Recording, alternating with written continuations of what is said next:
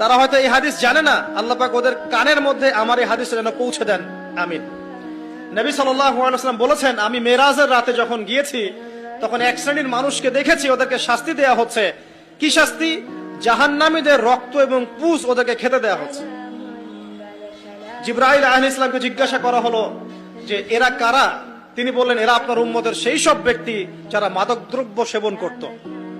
আল্লাহ রাব্বুল আলামিন তার হাবিবের মাধ্যমে জানিয়েছেন, যখন কোন মুসলিম মাদক সেবন করে বা কোনো ব্যক্তি মাদক সেবন করে তখন 40 দিন তার নামাজ কবুল হয় না। এরপর যদি সে তওবা করে তাহলে আল্লাহ পাক তার তওবা কবুল করবেন ইনশাআল্লাহ।